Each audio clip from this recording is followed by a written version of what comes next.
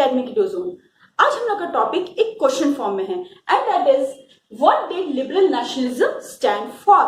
मतलब कि liberal nationalism का मतलब क्या है। तो अगर क्योंकि ये तो पूरा सेक्शन ही है about the making of nationalism in Europe कि यूरोप में नेशनलिज्म जो है वो कैसे बना, तो सब टॉपिक में उसको डिवाइड कर करके आपको समझाया गया है कि एक्चुअली स्टेप वाइज जो है वो किस तरह से नेशनलिज्म का फॉर्मेशन हो रहा था। तो पहले में हम लोग ने जो जाना सेकेंड में, और अब जो है थर्ड में हम लोग ये जानेंगे कि एक्चुअली ये जो मिडिल क्लास है जो एक नेशनल यूनिटी की तरफ बढ़ रही थी वो क्या चाह रही थी। तो सबसे पहले ये बात करते हैं कि ये जो मिडिल क्लास थी जो हम लोगों ने लास्ट वीडियो में पढ़ा था that was said to be a liberal middle class. तो ये लिबरल क्या है, वो लिबरल मिडिल क्लास क्यों कहला रहे थे और उनकी सोच क्या थी अकॉर्डिंग टू दिस लिबरलिज्म। ठीक है, तो सबसे पहले हम लोग जानते हैं लिबरलिज्म का मतलब। तो यहाँ पर जो सब टॉपिक है वो स्टार्टिंग में एक लाइन लिखा हुआ है and that is ideas of national unity in early 19th century Europe were closely allied to ideology of liberalism. That means की जो मिडिल क्लास की जो नेशनल यूनिटी की जो बात करते हैं तो वो किस आइडियोलॉजी से जुड़ा हुआ है, किस प्रिंसिपल से जुड़ा हुआ है, with the principle of liberalism. That means की कहीं ना कहीं उनका ये पूरा थॉट लिबरलिज्म से ही जुड़ा हुआ है। तो सबसे पहले हमें जानना जरूरी होगा कि ये लिबरलिज्म है क्या। तो लिबर जो एक वर्ड है ये लैटिन वर्ड से बना है जिसका मतलब होता है फ्री। लिबर का मतलब होता है फ्री। तो ये किस फ्री की बात हो रही है। फ्री का मतलब तो हम लोग बहुत तरह से निकाल सकते हैं but actually here is talking about free. Free का मतलब फ्रीडम की बात हो रही है, लिबरलिज्म मतलब फ्रीडम की बात हो रही है। तो किस तरह की फ्रीडम की बात हो रही है, तो यहाँ क्या था। तो with the help of some points हम उनके लिबरल थॉट्स को जानने की कोशिश करेंगे। तो let's start with political sphere. तो पॉलिटिकल स्फीयर में liberalism means the freedom for individual and equality of law all before the law।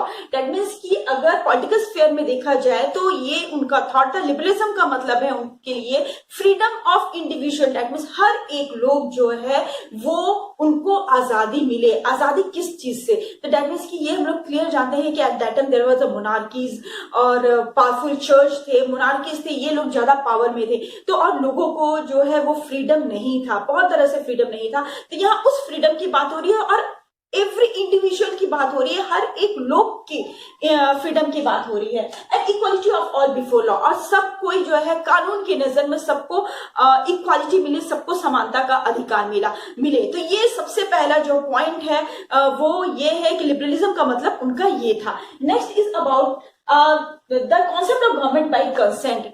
ये बहुत ही इंपॉर्टेंट एक पॉलिटिकल थॉट है जिसको लिबरलिज्म के थ्रू हम लोग रिलेट करेंगे कि वो लोग चाहते थे कि गवर्नमेंट तो फॉर्म हो, ठीक है, but it should be form by consent. तो कंसेंट का मतलब क्या होता है, कंसेंट का मतलब होता है राय, ओपिनियन। तो यहाँ जैसे हम लोग इलेक्शन वोटिंग होती है हमारे कंट्री में भी, तो हम लोग वोट देने जाते हैं। तो वोट देने जाते हैं तो कहीं ना कहीं हम लोग ईवीएम जाकर जो है ईवीएम में जो है अपने पसंद के कोई भी पॉलिटिकल पार्टीज या जो भी लीडर है उन्हें हम लोग इलेक्ट करते हैं। तो ये क्या है, ये हम लोग जो इलेक्ट करते हैं तो कहीं ना कहीं ये हमसे हमारी राय पूछा गया है, ठीक है, कि आप किसे चाहते हैं कि आपका रिप्रेजेंटेटिव बने, यही हुआ ना। तो ये डेटा मीन्स कि it is working on a consent. तो यहाँ पर भी इसी की बात हो रही कि वो लोग चाहते थे कि गवर्नमेंट जो फॉर्म हो वो बाय कंसेंट आए, ना कि वो किसी प्रिविलेज के तौर पे, या ना कि जैसे मोनार्कीज में जो होता है कि उनके बेटे जो है वो ये बन जाए। तो इस तरह की चीजें वो लोग नहीं चाह रहे थे, वो लोग चाह रहे थे कि गवर्नमेंट फॉर्म है बाय कंसेंट।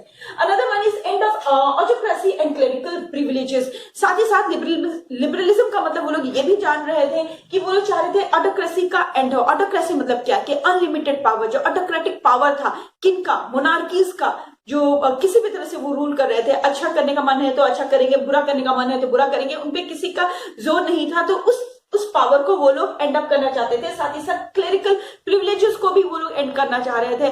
कि क्लेरिकल मतलब यहाँ चर्च से इसको रिलेट किया जा रहा है कि चर्च को कितना प्रिविलेजेस था, या नोबल्स को या मोनार्कीज को कितना प्रिविलेजेस था, ये उसके एंड अप की बात हो रही थी कि क्यों बाय बर्थ उनको ये प्रिविलेजेस मिले, जो हम लोग फ्रेंच रिवॉल्यूशन में बहुत अच्छे से इसको समझ चुके थे।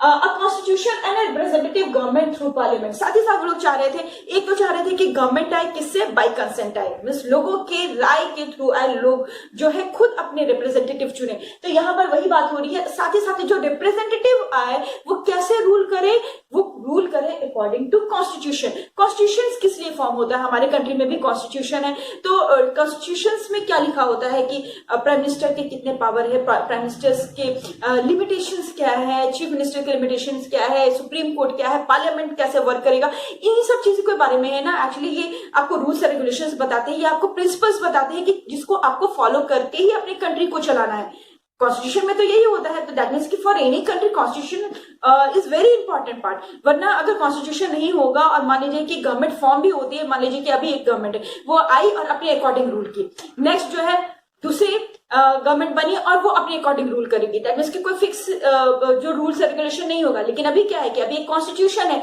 गवर्नमेंट चाहे जो भी आए उनको उसके अकॉर्डिंग ही रूल करना पड़ेगा, वो कभी अपने पावर को लिमिटलेस यूज नहीं कर सकते हैं। तो यहाँ इसी की बात हो रही है कि कॉन्स्टिट्यूशन का फॉर्मेशन हो, साथ ही साथ रिप्रेजेंटेटिव आए और पार्लियामेंट में जो है वो बैठकर, या एक पार्लियामेंट का फॉर्मेशन हो जहां कॉन्स्टिट्यूशन के अकॉर्डिंग जो है गवर्नमेंट रूल करे। तो according to that political sphere का means liberalism in a political sphere का मतलब उन लोगों का ये था। साथ ही साथ इनवायलेबिलिटी ऑफ प्राइवेट प्रॉपर्टी, ये भी एक बहुत इंपॉर्टेंट पॉइंट है कि वो लोग क्या चाहते थे कि क्या होता था वहां कि लोगों के पास अपनी प्रॉपर्टी जो भी होती थी, या मोनार्कीज और जो ऑटोक्रेटिक रूलर थे, दे वर सो पावरफुल कि वो किसी की प्राइवेट प्रॉपर्टी को भी ले सकते थे। तो यहाँ पर उसी की बात हो रही है कि जिनकी प्रॉपर्टी हो ये उन्हीं की बनी रहे, बस उस पे और किसी का अधिकार ना हो। तो this is said to be a political sphere of that. But ना अभी हम लोग ने बात की, अब जो फर्स्ट पॉइंट में बात हो रही थी equality of all before the law.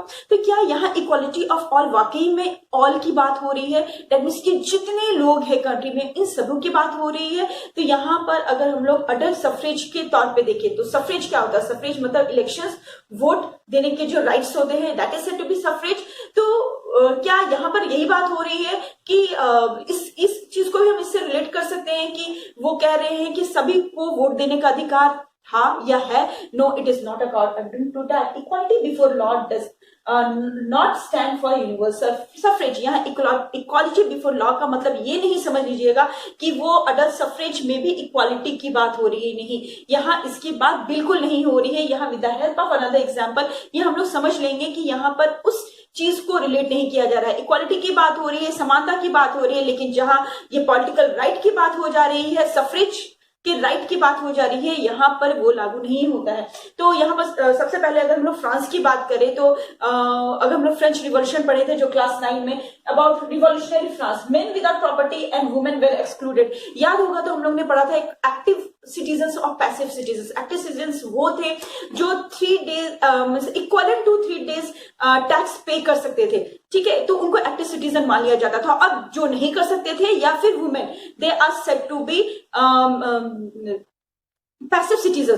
तो यहाँ पर यही बात हो रही है कि इक्वालिटी ऑफ ऑल की बात हो रही है, लेकिन यहाँ सफरेज की बात नहीं हो रही है, क्योंकि वहां पर विदाउट प्रॉपर्टी जो भी मेल थे, विदाउट प्रॉपर्टी उन्हें वोट देने का अधिकार नहीं था, और वुमेन को तो चाहे प्रॉपर्टी हो या ना हो उन्हें कंसीडर किया ही नहीं जाता था एज अ वोटिंग राइट, ठीक है। तो यहाँ तो रिवॉल्यूशनरी फ्रांस की बात हो गई। जैकोबिन्स की अगर हम बात करें, जब जैकोबिन गवर्नमेंट आए थे तो उन्होंने थोड़ा इसमें चेंजेस लाया, और उन्होंने सफरेज में थोड़ा चेंजेस ये लाया कि जहां पहले एक्टिव पैसिव सिटीजन्स में नॉन प्रॉपर्टेड मेल जो है वो आ जाते थे, उन्होंने इसको इक्विवेलेंट बना दिया। दैट मीन्स कि जितने भी मेन है they are not allowed to vote, उनको सबको वोट देने का अधिकार था।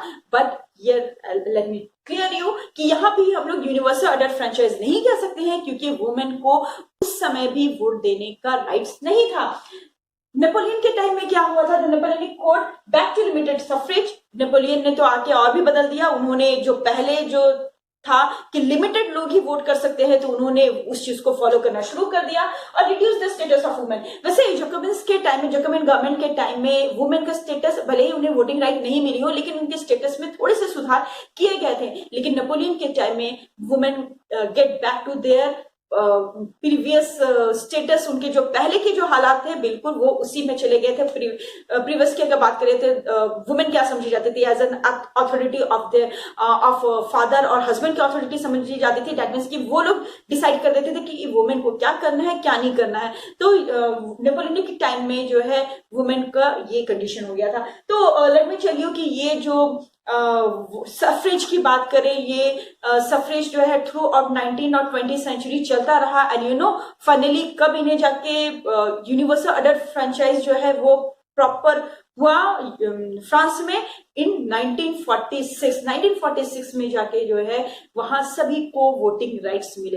ठीक है, तो ये तो डिफरेंट बात हो गई। तो यहाँ पर ये क्लियर समझ लीजिएगा कि अगर फ्रीडम ऑफ लॉ की बात हो रही है, इक्वालिटी ऑफ लॉ की बात हो रही है, तो equality of law doesn't mean adult suffrage. ठीक है, तो ये with the help of this points we can understand about a political sphere. Liberalism का मतलब क्या है पॉलिटिकल स्फीयर में, ये समझ में आ गया। Let's move on to the economic sphere.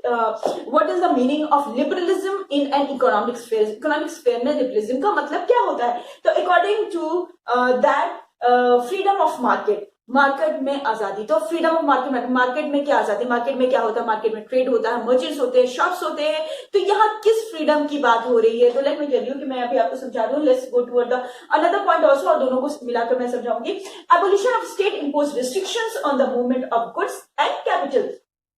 मतलब इकोनॉमिक स्फीयर में अगर लिबरलिज्म की बात करें तो वो लोग क्या चाह रहे थे? मार्केट में फ्रीडम चाह रहे थे। अब मार्केट में फ्रीडम मतलब क्या है? देखिए, मार्केट में क्या होता है? ट्रेड होता है।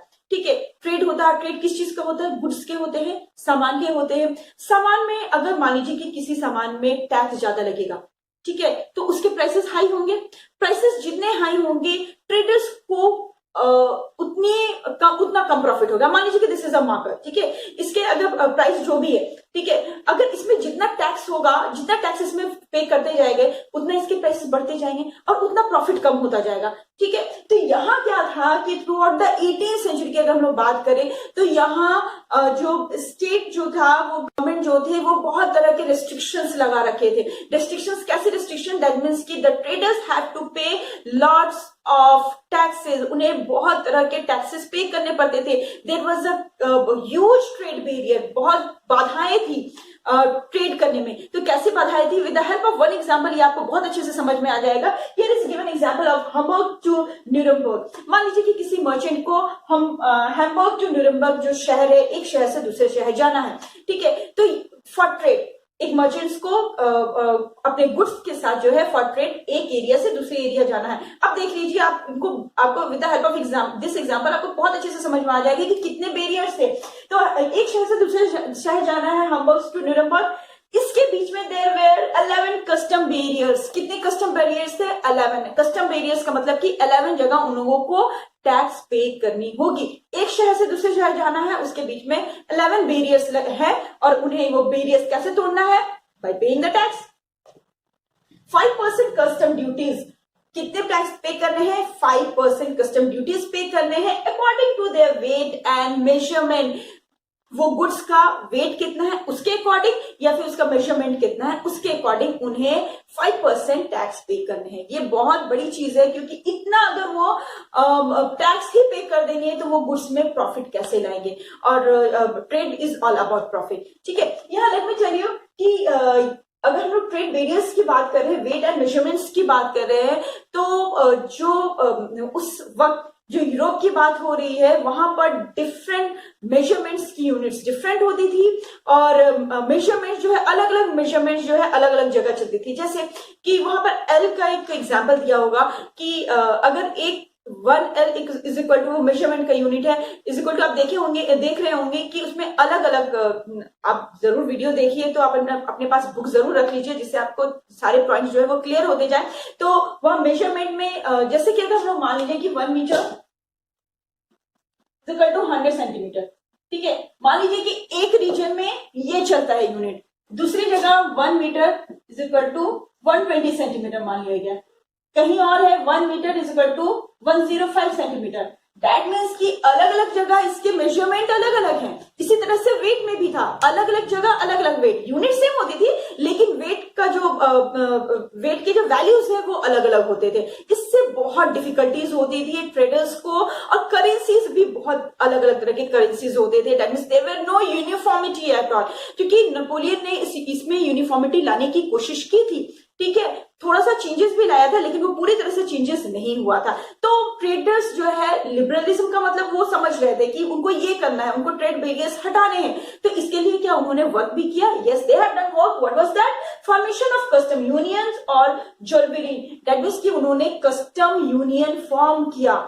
जितने भी ट्रेडर्स है, दैट मीन्स कि उस एरिया में, यहाँ पर प्रशिया और जर्मन स्टेट्स की बात हो रही है, वहां के ट्रेडर्स ने आपस में मिलकर एक यूनियन फॉर्म किया, ठीक है, जिसको और क्या नाम दिया गया है? ज्वेलरी, ठीक है। ये वर्ड जरूर याद रखिएगा और इसकी डेफिनेशन भी याद रखिएगा, ये आपके बुक में जरूर दिया हुआ है, ठीक है। तो यहाँ कस्टम यूनियन या ज्वेलरी जो है वो फॉर्म किया गया। अकॉर्डिंग टू दैट ट्रेडर्स जो है अपने ट्रेड को जो है उसको यूनिफॉर्मिटी लाने के लिए और उसको और इजी बनाने के लिए, ताकि ट्रेड बैरियर्स हट जाए और उन्हें ज्यादा से ज्यादा प्रॉफिट हो, उसके लिए वर्क किए। तो क्या वर्क किया गया?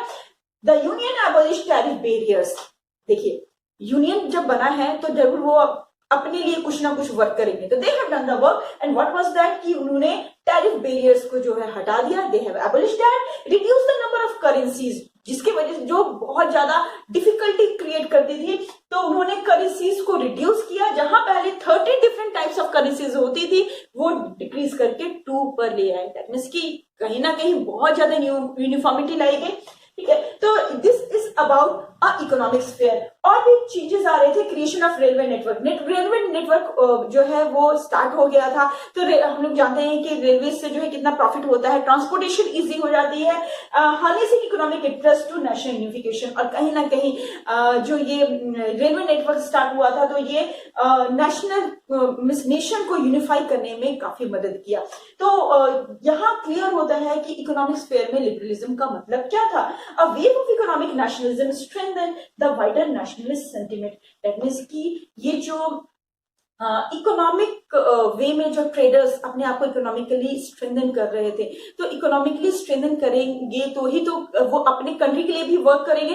तो कहीं ना कहीं वो जो इकोनॉमिक वे में जो स्ट्रेंथन हो रहे थे वो उनकी नेशनलिस्ट सेंटिमेंट को, दैट मींस कि अपने नेशन को कैसे फॉर्म करना है या नेशनलिज्म की फीलिंग जो है वो कैसे क्रिएट हो रही थी, उस सेंटिमेंट्स को जो है ये और बढ़ा रहा था। दैट मींस कि इकोनॉमिक वे में वो स्ट्रांग होते जा रहे थे और उनकी नेशनलिस्टिक फीलिंग जो है, नेशनलिस्ट के जो सेंटिमेंट्स है वो और वाइडर होते जा रहे थे और वो और स्ट्रांग होते जा रहे थे। दैट मींस कि ये हमारा जो making of nationalism in Europe है, ये कहीं ना कहीं अपने जो उनका मोटिव है उसकी तरफ वो बढ़ता जा रहा है। तो with the help of different सब टॉपिक हम लोग जानेंगे कि ये एक्चुअली कैसे जाके कंप्लीट हुआ, ठीक है। तो यहां तक तो आई थिंक ये क्लियर आपको हो गया होगा कि लिबरलिज्म का मतलब क्या है और पॉलिटिकल और इकोनॉमिक स्फीयर में इसे कैसे लिया जा रहा था। इंपॉर्टेंट क्वेश्चंस के लिए भी ये बहुत इंपॉर्टेंट है, बहुत इंपॉर्टेंट टॉपिक है। तो इसके क्वेश्चंस जो है आपके बहुत डिफरेंट फॉर्म ऑफ क्वेश्चंस जो है पूछे जा सकते हैं। जैसे कुछ क्वेश्चंस मैंने लिख रखे हैं, how Europe was closely allied to the ideology of liberalism, या फिर इसके अनदर फॉर्म हो सकते हैं, what did liberal nationalism stand for, explain ideas of liberal nationalism in a political and economic sphere. तो आपके ये पॉइंट्स हैं इकोनॉमिक और पॉलिटिकल स्फीयर के, इसको आपको डिस्क्राइब करके बहुत अच्छा आपका एक 5 मार्क्स का क्वेश्चन जो आंसर जो है वो प्रिपेयर हो जाएगा। ओके, तो यहाँ तो बात हो रही है लिबरलिज्म का। लिबरलिज्म कहीं ना कहीं आपको डेवलपमेंट की तरफ ले जाता है। तो क्या सारे लोग जो है वो ऐसे ही थॉट उनके हो रहे थे, क्या अभी भी कुछ कंजर्वेटिव था? ये हम लोग जानेंगे नेक्स्ट वीडियो में। तो तब तक मिलते हैं नेक्स्ट वीडियो में। Okay then, good bye and keep learning.